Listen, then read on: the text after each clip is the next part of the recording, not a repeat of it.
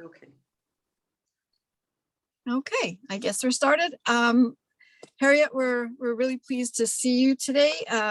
You've got several books out, and I know your newest one is I should have written this down. Second Chances. Second Chances, that's right. Yeah. So I'm hoping that we'll be able to hear a little bit about that and some of the other work that you've done this evening. And if the audience has questions, hope you'll be able to answer them. We'll see how it goes. Well, so Harriet Zaidman, thank you for coming and welcome. Thank you. You want me to talk? So do you want me to tell you about myself?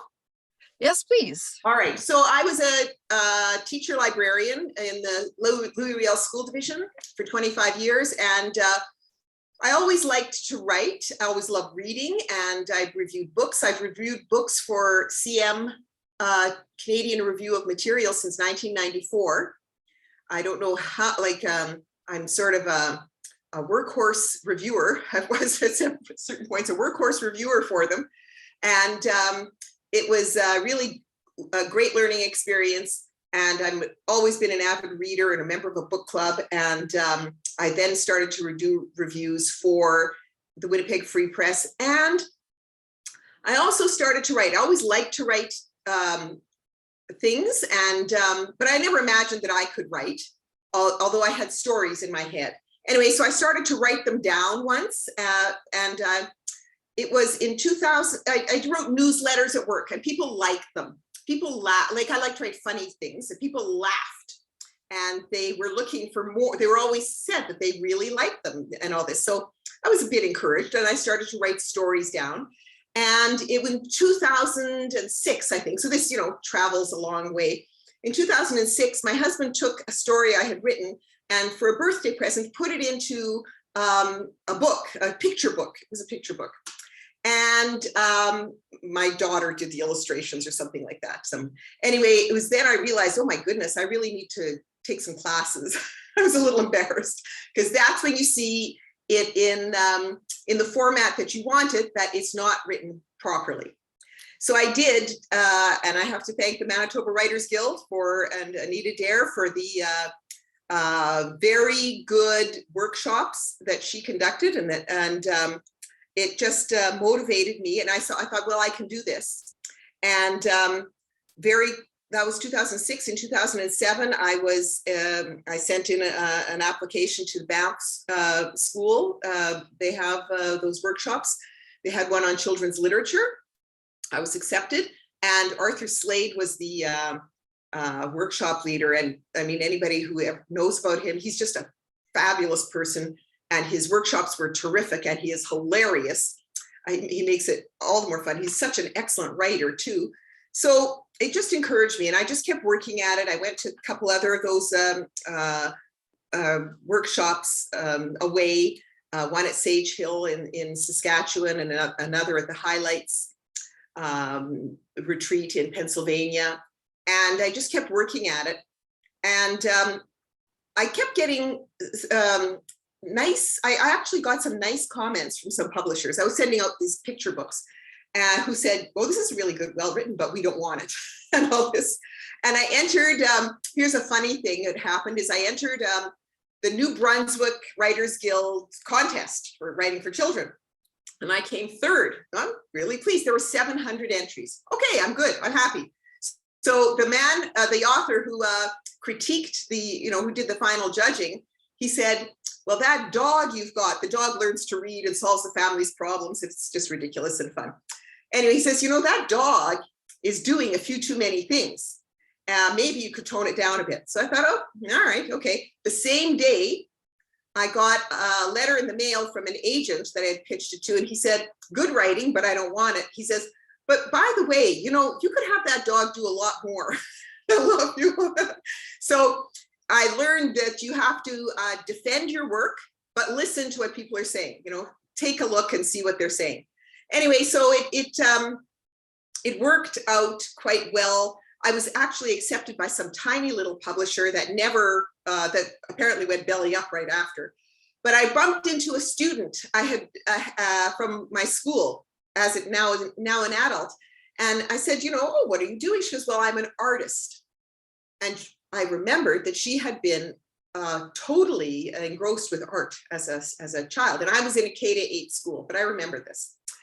And so I said, well, what kind of art do you do? And she said, I paint dogs. I said, oh, okay, let's talk. Anyway, she sent me her work and I sent her mine, and we formed a collaboration. And the result was, I published this. It was called Daisy's Biggest Success, which it's just me and the dog warring with each other over who will have the couch kind of thing. I used to put up big books on our couch in the living room to keep her off. We would come home, all the books would be on the floor, but the hair would be on the couch. She was faking it. As soon as she heard the car, she would, get off the couch. Anyway, in this book, she doesn't go back on the couch. She learns to read from these books she knocks off. The family's problems are all solved, it's really quite silly. And I took examples like the dog pulls the plants up that they plant in the garden and puts them in a better place, which is what someone did to me. They said, well, why? I couldn't figure out what certain plants were succeeding was. Just, well, what's it doing over there? You need more sun, And so that was me. Another one was my husband, who once nearly had an apoplectic fit over putting a piece of lawn furniture together, but he hadn't read the instructions. And our son was 4 at the time. And he looked down at the ground and said, but Daddy, look at the pictures. And so you just put the dog in the kid's place. Anyway, so it was funny, and it got a good reception, and it was very affirming. So I kept on. I did the next one. I love sheep. I mean, sheep are just the greatest. And I went to England and Scotland, where they have a lot of sheep, and Ireland. And so I bought not only did I buy the cup, I wrote a book about a sheep whose flock can't count. And the sheep ends up in school by accident and is a fish out of water, but absorbs the lessons and somehow solves the problems on the soccer field for the kids. And then they come back to the field and they solve the kids' problems. I started the idea because I had a friend who had a border collie, and border collies there are sheep-shaped contests where they teach the dogs to bark the sheep into certain shapes, and they take big pictures of it. It's pretty funny. Anyway, so that's how the genesis was. And at the end, these sheep are just the smartest sheep in the world. They get into all sorts of shapes like that, and they can form the black sheep. They form a soccer ball. It's pretty funny. And I did this through Peanut Butter Press in Winnipeg. And I also did, the next one was a family story. My dad had told me a story when he was a kid, the next door neighbor in the North End on Flora Avenue was a baker who used to have a delivery horse, an old heavy thing. And he used to promise the kids on a Sunday morning in the summer, he'd, regale the kids with stories that he was going to give them a horse each, and take orders for which color horse they wanted. Never going to happen. Anyway, so I took the story, and my dad had started to write. When I started to write, my dad started to write. And what I couldn't edit his work because I just loved the stories he told. I gave it to someone who edited it, a friend, and she gave him a very good critique. And to his huge credit, he rewrote it completely, and it made it a real fiction story. So anyway, after he died, I just was looking at it and I thought, well, I got to do something with it, but I had to leave his story and take it in a different direction. So I made a story about a boy whose dream it is to be a cowboy. And he steals the dray horse, the delivery horse, which can't, of course, become a cowboy horse. And there's disaster happens. It's a time of changing technology. And so the horse is spooked by traffic. And the other thing is that those horses used to know their routes. And this horse is blind, which the kid doesn't know. But anyway, changing technology so that after the climax, the next picture is the boy is going out to visit the horse on its, where it's being pastured in the new delivery van, which is a truck. And the stable he hears the boy's voice, and they are attracted to each other that way because the horse is blind. And when they come home, the stable is now turned into a garage, and it has implications for his life because he becomes a grandfather. He does get a horse. His parents buy him a used bike, and he becomes a cowboy on the street, on the sidewalk. And as a grandfather reading to his grandchildren, he still has that story. So I was really happy to take that story, that family story, and turn it into something else. And I always had pictured myself as a picture book writer. But when I was leading a workshop one day with some students at school, I had this story, and one of the kids said, if you make that longer, it could be a chapter book, or that book girl could do a lot better. So I did turn those into chapter books, which have never been published, although I get good remarks on them regularly. I still send them out. But I realized I could see myself writing a longer form. And in 2017, when I retired, I set myself the goal of writing a novel. And I said to myself, if I can't do it, I'm okay, but at least I will have tried. So I knew what to go. I knew what to do. And so I was working on an idea. My husband had been to Halifax during the commemoration of the Halifax explosion. And he said, you should see the way people are embracing this commemoration. It's local history. And he said, the general strike anniversary is coming up. He says, you can write that book. And I could write that book. I said, yes, I can. Because not only, my family, I'm a North End family. My grandparents and great grandparents came here 1908 and 1913 and all this. And two of my grandparents took part in it, although I know very little because people went completely silent, stumm, after that about their participation because there was such rejection and discrimination against people who took part in the strike. But I always have a sense for the underdog, and I appreciate and of course, more and more, I appreciate the struggle that they endured in order to give me the life I have. And so I thought, okay, I'm going to research for about 3 months, and then I will write something and send it off. And it was getting late. It was late 2017, beginning of 2018, which is late to get a novel published for 2019. I approached the Manitoba Federation of Labor, who said they would publish it if I was able to get it done. But I wanted to go the conventional route. I wanted it to be available Canada-wide, and I wanted that respectability. Anyway, after about 3 weeks of researching, I wrote a chapter and an outline, and I sent it off to 4 publishers, and 2 of whom I never heard back from. But 2 weeks later, I did hear back from Red Deer Press, which is a division of Fitzhenry and Whiteside. And the editor was Peter Carver. And he said, I like your writing. I like your story arc that you got in your outline. He said, I think this would be an important book. And I think we can get it out. I'll put it in the list. So because I wrote this letter, I broke every rule that you're supposed to follow, because publishers have all these rules about how you submit something and all this. I just broke everyone, like, read this now. This is the most important book you'll read this year, kind of thing.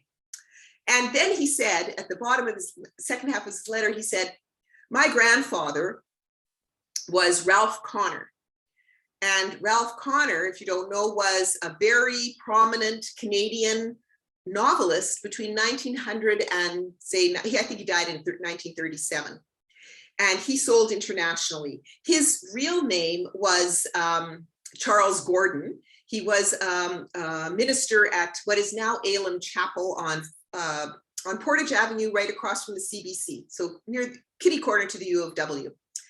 And because Peter Carver's family lived here, he came here once in a while, right? And he actually worked as a very young man. He worked at the Free Press for a couple summers. And he got Winnipeg's divide. He understood Winnipeg's great divide. in those years. You know, I mean, it's nothing like it was now, but it was north, south, who's your family, what's your name, where are you from, kind of thing. Even when well, certainly when I grew up. So he got it. And I apparently lucked into one of the best editors in Canada. It was just a treat to work with him. He was such a gentleman, and he would just lead you to do better, you know. And so that was very nice. And the book came out, and it tells the story of two children, a brother and sister. I made them 13 and 11, boys 13. I made him a little older because boys worked and they got out and around more. And girls, I wanted the girl to be a little more innocent, on the cusp of having to do all that, but I wanted her to be a little more innocent. And they're from a very working class family, impoverished, struggling, and a family that went on strike. And they have an older sister who is involved in the garment trade. So my grandmother was a worker in the garment trade, and she walked out. That's all I know. My grandfather, I do not know what he did. He was in his, the grandmother, it's the other side of the family. She was about 38 or 40. She was single. And my grandfather was probably 21, 23 years old, something like that, just married. And all I know is that he, on Bloody Saturday, he tried to pull a Mountie off his horse, you know, because they were being beaten from above. And he hid in the vegetable chute when he came home, because they were going around arresting people en masse, and they were shipping people off up to Dauphin and deporting them. You know, yeah, it's a really, you read that history, it is brutal. They were really, it was just this coordinated response between the state and business, who had decided that they would starve people out. There were no negotiations, and there was every step that was taken was just simply to crush the strike. And I don't know if you know the history, there were strikes going on all over North America during the First World War, because prices had been allowed to increase, but wages had been stuck at the 1914 level. Canada, or pardon me, in Winnipeg, had the highest death rate for children under 5 of the entire Western world. Winnipeg, not just Manitoba, 113 children under 5 out of 1,000 died before the age of 5. And typhus was endemic because of it was only in March 1919 that they brought running water to the city. You know, so there was great disease, and people couldn't feed their families. It cost $1,500 to feed a small family. The average wage was $900. So, you know, and anyway, it was just incredible. The organization between the state and business. There's an incredible book called When the State Trembled, written by 2 professors from the U of Brandon. Because when some documents were released in the late 80s, early 90s, they went through them all. And it is an incredible conspiracy that was suppressed, right? We you know, no minutes were taken from the Committee of 1,000, which was about 100 people. No minutes existed. No, there were only a very small number of names ever made known. You know, it's just, it was just the business elite running, and we were more isolated, right? The trains were stopped and everything like this. Nothing came in, nothing went out, you know, and they starved people. They held food back in the warehouses so that people would, you know, anyway, it's quite a history. So I have these 2 children, and what happens to them, and it all culminates in Bloody Saturday. And in writing the book, I tried to honor the memory of my grandparents and their struggle, and some friends and things like this, you know, whose names I put in because they have the same sentiment as I do, and their family history is the same. And I have to say, it got a very good reception. It was nominated for the Jeffrey Bilson Award for historical fiction for young people, which is I was very happy with. So I got a good reception, and I'll give you a few examples. A 75-year-old man whose specialty is the Winnipeg General Strike, he's a historian, said he felt like he was there. on Bloody Saturday. An 11-year-old boy who has no connection to the family-wise or anything else said the same thing. He felt like he was. A 16-year-old girl told me, she said, oh my God, she said, I thought I was Nellie. I was so scared. You know, I thought I was this 11-year-old girl being chased by these specials. And another story that just really affected me was I was at an event about a woman I saw. It was about the general strike, but a woman who I only know vaguely, she just came up to me and she just shook my arm and she just said, thank you for writing this book. And I thought, like, what is your story? You know, what? It's the same story of families who struggled and struggled and struggled to do good things for their children, came here just like immigrants today to do good things for their children and are treated like dirt and discriminated against, expected to continue to accept being treated like dirt. And she was quite emotional and it just really stuck with me. So that was good. I was really, I was very pleased with it. And I've had very good receptions at schools that I've gone to. But I didn't see myself writing another book, actually, except that summer, a woman contacted me. Her father, her name was Mindy Barsky. Her father had been a pediatrician in this end of town.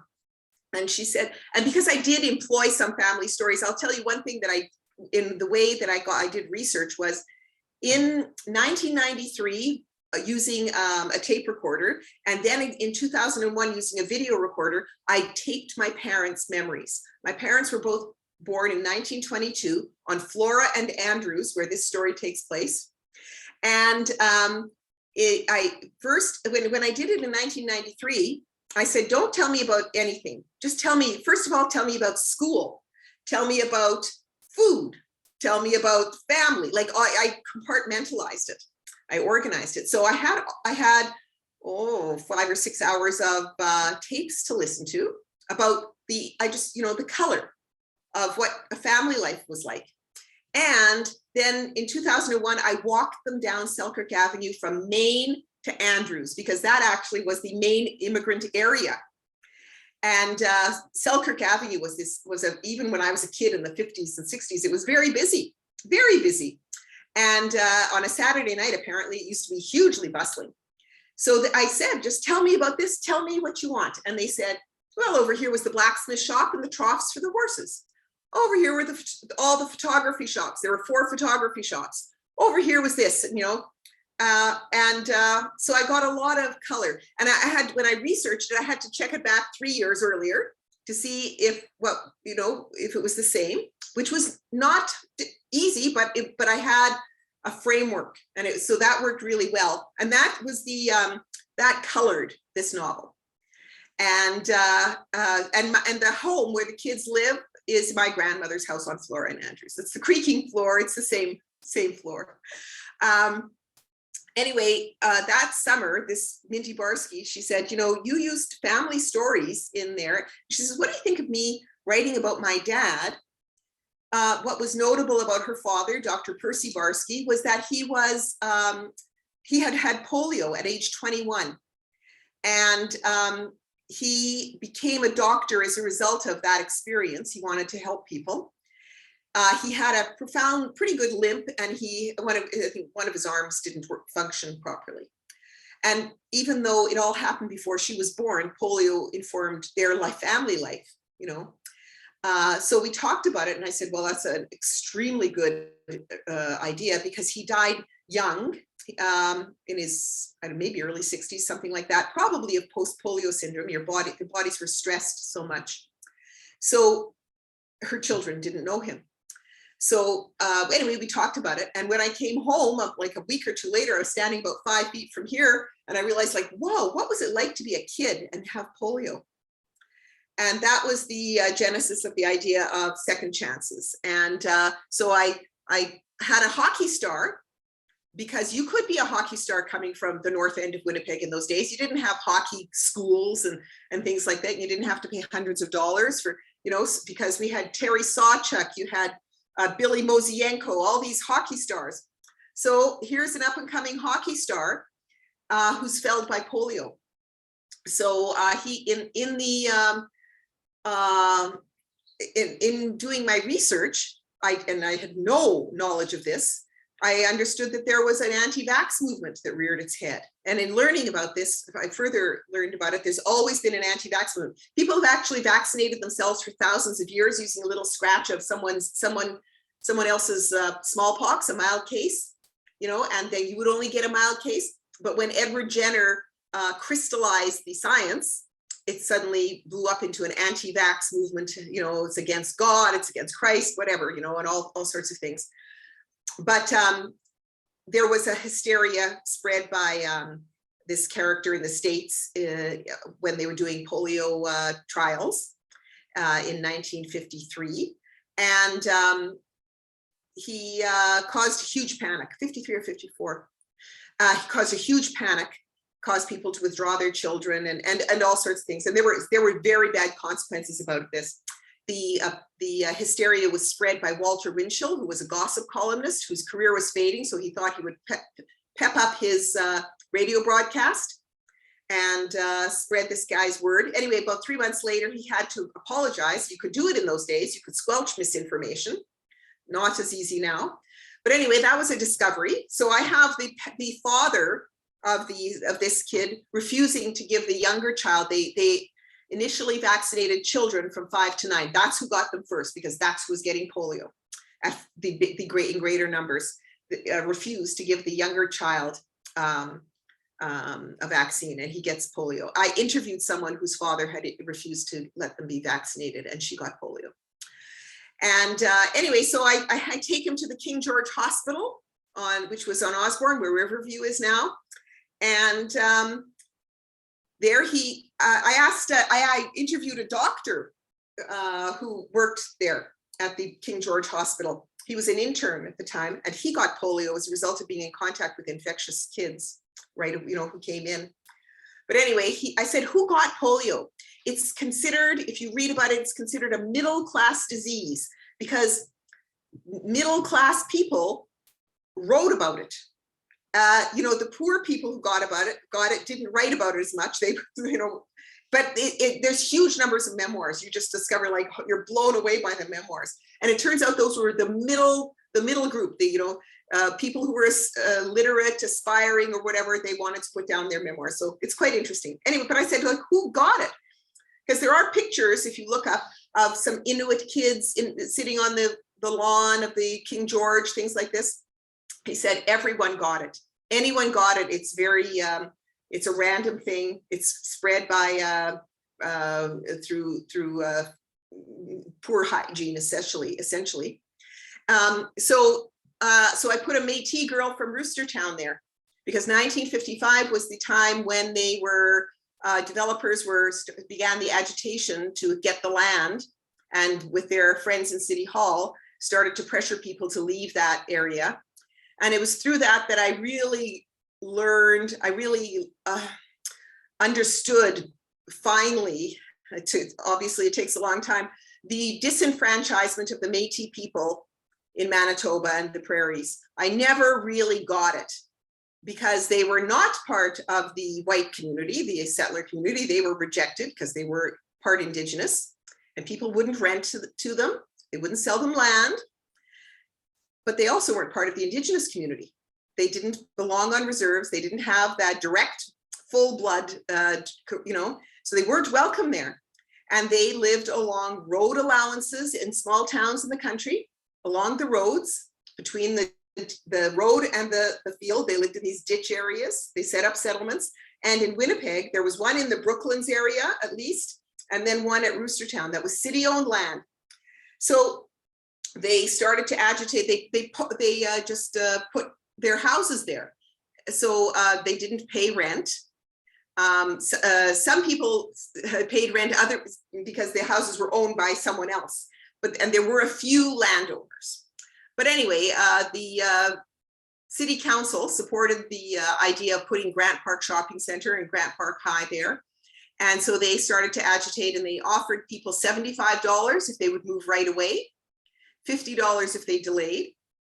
And they just basically bullied people out. And dispersed them. Like there were families who lived there. There were about 250 people at the highest point. As the community started in 1900, and the last family was a family that owned the land, and they went on June 30th, which is tax day in Winnipeg, to pay their taxes. And they were told, oh no, by the way, we've expropriated your land. So you've got to leave. And that family, the Sais family, were like blown to the wind, so that families, relatives who lived next door to each other or, supported each other were separated. And it caused great hardship to that family, because they were never given enough money to be able to buy another piece of land, another house. And it was actually 2 generations later, I spoke to Daryl Sais, who's the grandson of those people. And he said, I'm the first generation that can finally afford to buy a house. And he was very generous with his time. I contacted the Métis community, the Louis Riel Institute here, and they gave me the resources. But then I found the Sais family, and they were very generous in giving me information about their family. So I named the characters, the Arcand was his grandmother's maiden name. So that's my character's last name is after them, and there all sorts of other connections. So it was pretty important, I found, in terms of Winnipeg history and Canadian history, to have these kids meet. And this girl has been subject to racism all her life in school, which they were, and she's subject to racism in the hospital. But they're attracted to each other, and the boy has to make a decision. Do I keep away from you because I don't want to be targeted, or do I, anyway? So it's a big moral dilemma for him, and how it works out. Anyway, so that was the story. I was very pleased with the reception. It's got a very good review in the Canadian Children's Book News recently, and so I'm really pleased with that. Yeah, so that's it. That's me. Well, that was really interesting. I didn't realize that you'd had so many young children's books. I guess Peanut Butter Press was the one that provided the illustrations for the other 2 books, Sherman and Benny's Dream. Yeah. So, but I was very fortunate for you to have that illustrator for your first book. I think that's great. Yeah, it was good for her because she actually wanted to go into children's illustration, and so this was good for her. And she's done other kinds of arts and some book illustration, but it gave her an opportunity. So perfect. Yeah. I know one of our members actually is interested in children's writing and wanted us to figure out a way of getting illustrators and children's authors together and form collaborations, but I don't know enough illustrators to make that happen. So yeah. maybe we can collaborate on something like that in the future. But does anybody have any questions for Harriet? Or did I blather too long? Well, you're very, very comprehensive in what you were talking about. So. Yeah. I'd like a little more information about Arthur Slade, because one of the gals in my writing group has published children's stories, and I don't know if she knows of Arthur Slade, but I'd like to pass on some information about him to her. Well, he lives in Saskatoon.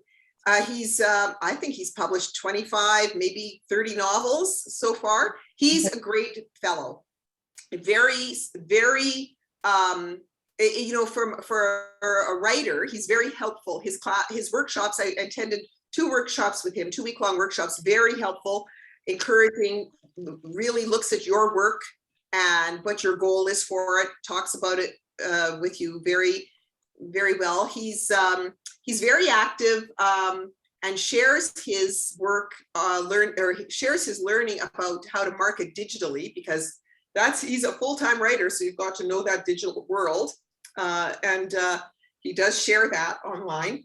And an awfully nice fellow, very funny, and really good fellow, good person. Okay. Cool. Great. And he's a Governor General Award winner. Dust won the Governor General's Award for him. Nice. his Hunchback Chronicles, Hunchback Assignment series is very good. He's got some really good books out there. He does the Dragon Assassin now. They're really good. He's become much more fantasy oriented.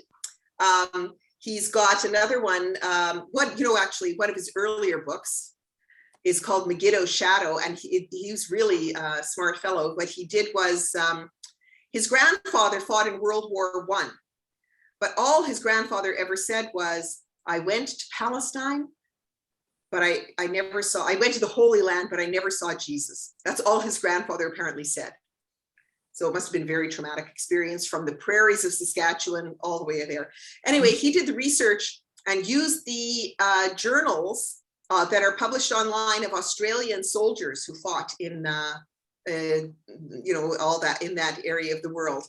And he wrote a very, very good historical novel called Megiddo Shadow. It's really good. Yeah. So, yeah.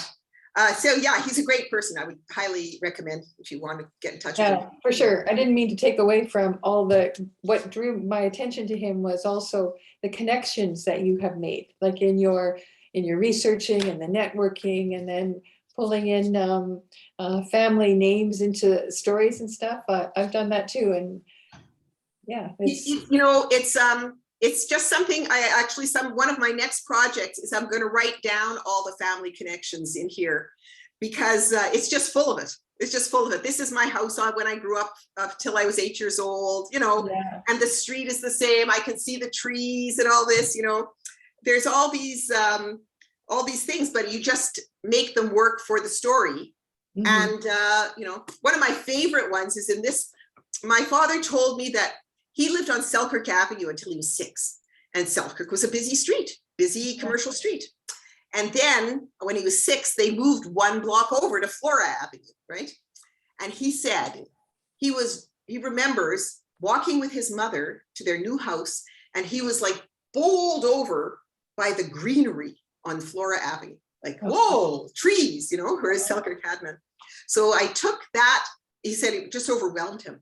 So when this boy crosses the Maryland Bridge from the working class world into Crescentwood and the South End, where you have these beautiful trees, I use that same thing. And a couple of people told me, they said they felt like he was, being bowled over the same way. And I just used that story that my dad had told me, that walking 1 block over to Flora Avenue. Those small things in life, those small things that you've got in your life, they can be used.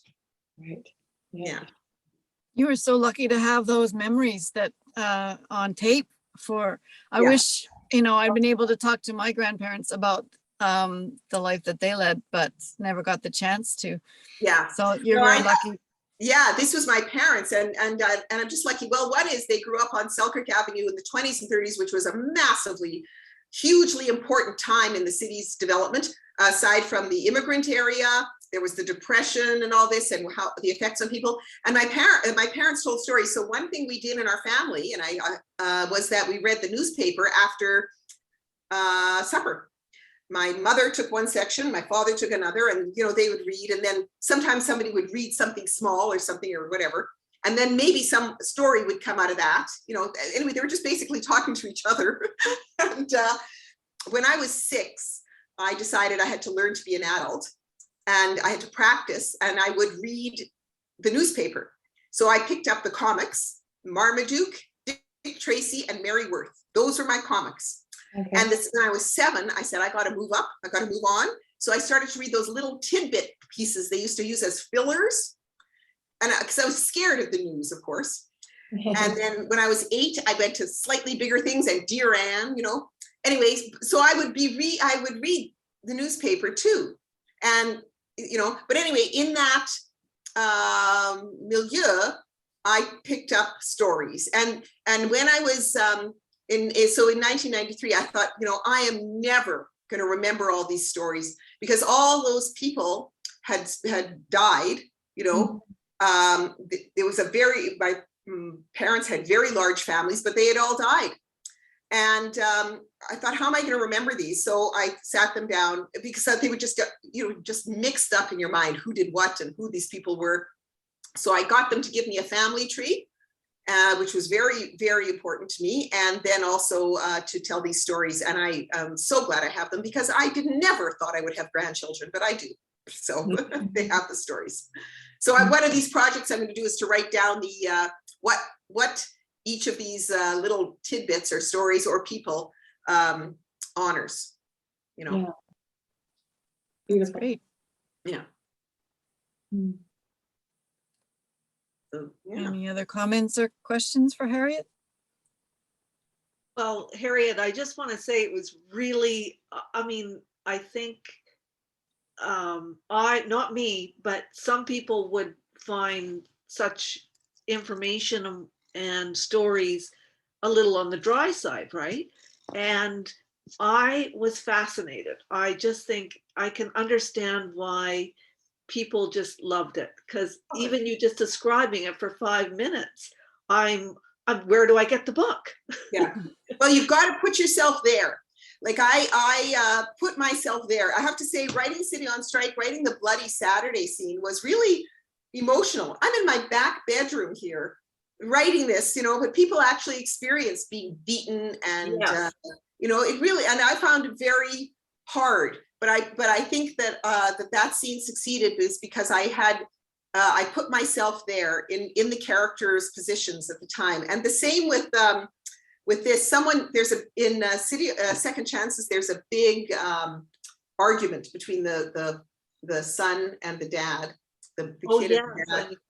And someone said to me, she says, how did you know what happened in my house? You just put yourself right in that character and in the other character, in the opposing characters' shoes as well. Put yourself in their shoes. What would they say to each other? That's how you make it real, And can I ask just a little bit about research and any ideas you have, like obviously you had to kind of go back and look at a lot of information about Winnipeg, and obviously you were getting the information as well from relatives and whatnot, but just how did you find that venture to just find all the information? Be brave. You'll find someone who has the information. A very kind archivist for the city of Winnipeg found me the information about the bus routes because it was not the same city. There was a certain kind of commission or something that operated the streetcar and bus routes. It was entirely different group of people than are today. And she generously went through the minutes, these handwritten minutes. Wow. Of from 1955 to find out the bus routes in that era. So Was her name Jody? Go ahead. What was her name? I can't remember. But she was like that's her love is she's a researcher, right? She does that, and we have the city archivist. She's just recently retired. Jody Sarah Ramsden was her name. Oh, okay. Jody Beltessen, I think her name is. She just retired and she worked with the city archives. She was the city archivist for a number of years. So that's what they love to do. Did you find that they were willing to kind of share information and when you were kind of looking into different kinds of facts, like it was with different kinds of organizations, not just with the archives, right? Yeah. So were people generous with their time and very generous. I couldn't find the Manitoba telephone system pioneers because it's changed to Bell, and I couldn't find them. So I needed the cost of what per month the rental was. So I contacted the Saskatchewan pioneers, and the fellow was only too glad to research it for me. And I figured the costs would be comparable between Saskatchewan and Manitoba at the time. And so I used that. He was really, he was happy to help me because that's why he's the president of the pioneers in Saskatchewan, the telephone pioneers, right?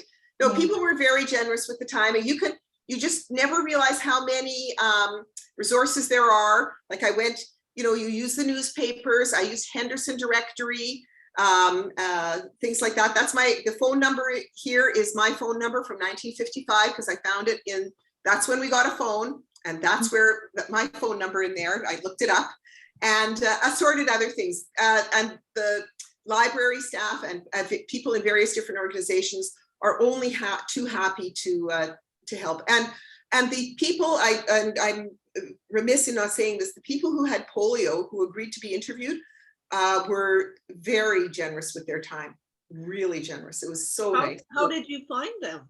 Like how? Well, I contacted the post-polio syndrome group. Oh, okay. Yeah. And that lady kindly put me in touch with a lot of people. And that one person led to another.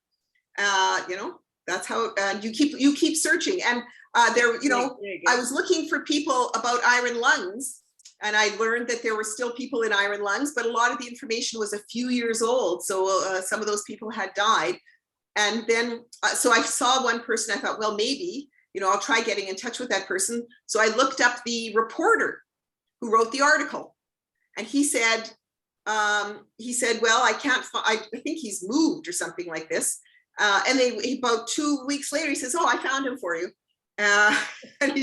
So he and I, Paul Alexander, who is a man who's been in an iron lung since 1952. He's still, I interviewed him. He was very generous with his time. And so he and I are sort of friends now.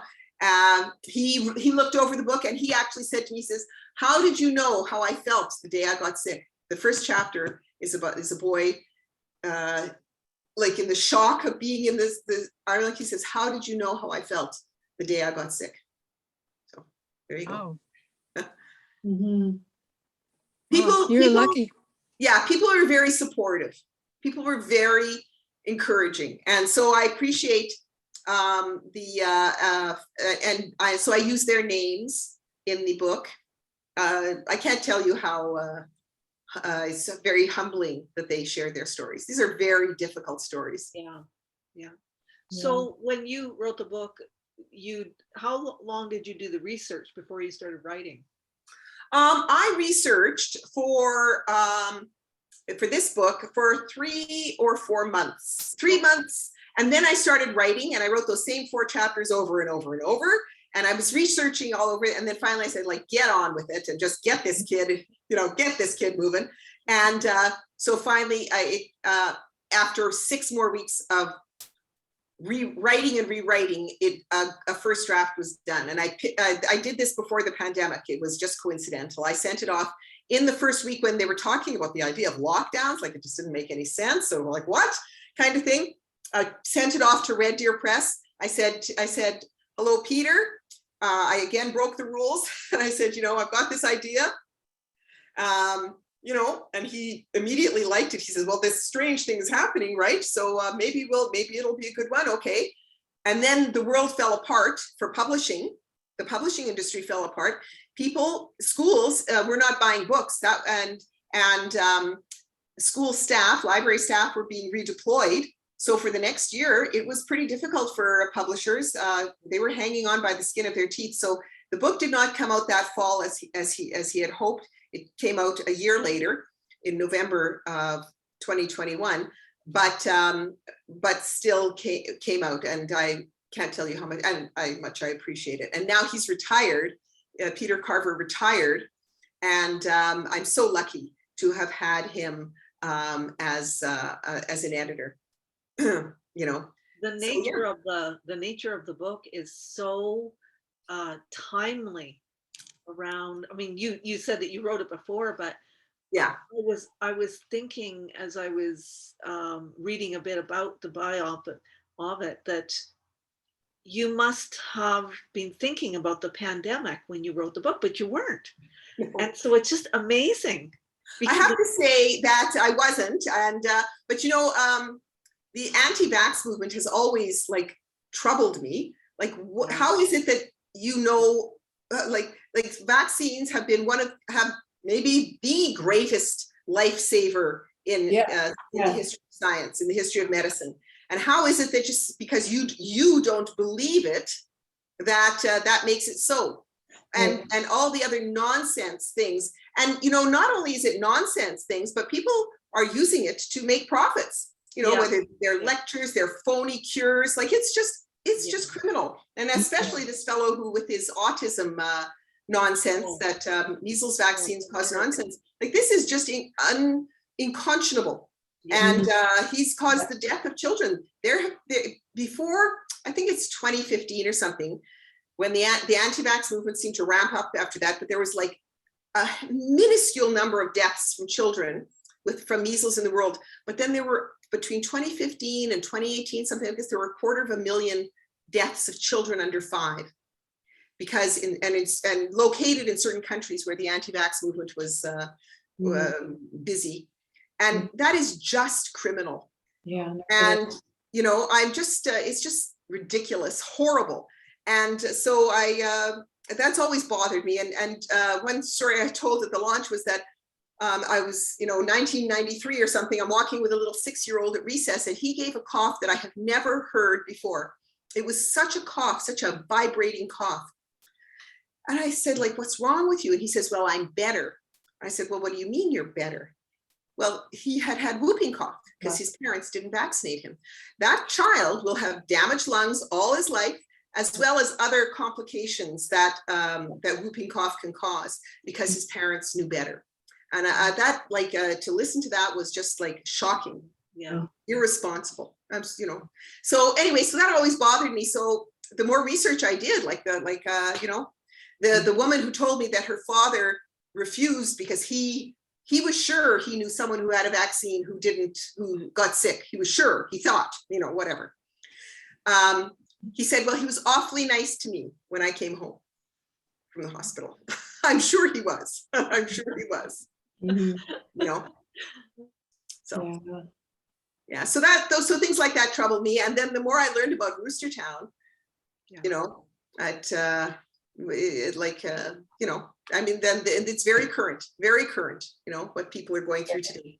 So unfortunately, people don't want to learn from history or, you know, apply it or something like that. I don't know. So anyway, I thought I would put my licks in there because the middle years and the teenage years are formative for developing attitudes. Yes. You know, you saw as a teacher, librarian, I saw kids develop good views, like from reading something, being impacted by literature as I was. And also kids learning really some negative things that maybe their parents had taught them, and hearing that come from their mouth. Whereas before, up to grade 5, grade 6, they had been just kids, you know, together. But then you become more, your identity becomes more solidified, more channeled, you know, things like that. So I thought, well, I'll do my best to affect children. I read when I was a kid, I read, well, Uncle Tom's Cabin, which is not something you might read today, but still, I didn't really know. It was the era of the civil rights movement, though, so it really affected me, you know. And I read what's the one from South Africa by Alan, can't remember. It's about the apartheid. It was one of those early anti-apartheid books. And those books always stayed with me, you know. So, yeah. I understand Mississippi Burning was one that really caught me as a kid. As a teenager, that one was just like, oh, you know, you don't understand how people can be like that, you know? Yeah. So I thought, and then the world has, and I just think it's more important now to have good historical fiction that can turn a mind. Definitely. Yeah. I agree. And I think what's really important too is that you are sharing a lot of facts. And there's sometimes people are getting wrong information about things, whether it's like just anti-vaxxers as an example. And this can help children to understand what really did happen. Yeah. How are things affected when we don't get vaccinations, for example? Well, that's exactly what I wanted to do. Is I only used facts. I didn't make any facts up. I had the children living within a really accurate situation. I was very precise about that, and I'm very proud of that. I don't want to trick anybody. No. Yeah, I wanted to make it, real. And this, the issue of Rooster Town, that this is real, these are real people, and what they experienced, and the question of, the anti-vax movement and all this, it caused a lot of mayhem then. And there was all this pressure from parents, from society, to solve the polio problem, because it was random as to where it would be, the epidemic would be. And no one knew really how to keep their children safe. The more, I didn't really talk about the novel while I was writing it, because if it's not accepted, then you're toast. You're just going to talk about this novel that didn't get accepted. So, anyways, but after it gets accepted, you can talk about it. And I just have found out so many stories since then. And then I met a fellow who lived 2 blocks from me, and he ended up, 1953, he ended up in an iron lung, and I didn't. Wow. Yeah. Did you yourself have polio? No, I never, no. You never got it? Yeah. No, but I have since discovered tons and tons of people who recovered, but actually you can have post-polio syndrome, even though you had a very, very mild case of it. I'm on these post-polio networks and all this, if people are saying like, what, I had polio, I had very mild symptoms for 2 days or something like this when I was 3. Some people who didn't even know they had polio, but they're figuring out now. Wow. And having consequences from it. But yeah, like here is someone who lived just a couple blocks away from me and was in an iron lung, at the first week of July, but walked to school at the beginning of September, but now has post-polio syndrome. Yes. Hmm. It's sort of like shingles coming from measles, or it's going to be COVID. It's going to be long COVID. Oh yeah. People think I just had a light case. I just had a bit of a sore throat or a coughing or whatever. Oh, I'm fine. And then 3 or 4 months later, something happens. And it's the long COVID seems to be almost scarier than getting the first COVID or whatever. Yeah, because it's completely unknown. It's really completely unknown. Yeah. Anyway, these post-polio syndrome stories are just like, shocking. Like and it comes on like in your 50s and 60s, like you could have had it as a child, but it and what happens to people? What happens to people who are just completely normal, active, and then like everything just stops working, or whatever kinds of consequences? Just really like, oh my goodness! And people writing in, so what do I do? This is what happened to me. It's really And polio is making a comeback, I'm sorry to say, because the World Health Organization was trying to completely tamp it out, as they did with smallpox. But there were a few cases left in Afghanistan before the pandemic. They had eliminated it in Nigeria. There were a few cases before that. They eliminated them. There were a few cases in Afghanistan, but somehow, well, I know not somehow, someone who wasn't vaccinated and carried it has taken it into Pakistan again, where they had no cases last year. And they have taken it also to Mali. And there's been an outbreak in Israel where there is a section of people who don't vaccinate. So there's been a mad scramble in Israel, and I'm talking about in the last month, a mad scramble in Israel to vaccinate children, because there's a section of the population that did not vaccinate, have no vaccinations for their children. Wow. And what's the matter with people, eh? Anyway, so there's children who have polio. My dad was a shoeman in Eaton's downtown, and he remembers kids coming in, and he was fitting kids with polio, fitting them with shoes, and he just told all these heartbreaking stories of these little ones coming in, and those ugly black shoes and the braces. I heard lots about that. So anyway. Well, that's amazing. Thank you so much for just, your enthusiasm is contagious, and we just, keep talking to people and keep thinking about real things that you can make more come to life in a story form rather than a textbook kind of thing, I'm an education assistant. I just retired at Christmas too. Oh, nice. I love being like, and I loved history and Canadian history, and I've been in grade 11 Canadian history for years and go ongoing every semester, you know? That's And great. there'll be all these, the books are getting better, but kids find it really hard and really dry, and so I'm always trying to make it pop and make Yeah. it alive, and Yeah. just imagine, you know, try imagine this, or you know, trying to bring it to life. And yeah. Well, you know, a woman who's a historian said to me, she says, well, she says, I track the events, she says, but you made it real for the way, for what people experienced. And so there's the two tracks, they can be melded. And I think that that's what the way Yeah. to make history interesting. I learn a lot about history all the time through reading his novels. And I think that's the way to grip someone on the question. How did it affect you? You know, Newfoundland joining Confederation changed people's lives, but how on a daily basis did it affect your life? And you have the event in the background effect, you know, sort of and the kid interacting with it. So. And kids are very excited to read stories like this if they are personal. Like And they identify with it. Yeah. Yeah, they just, they'll eat it up.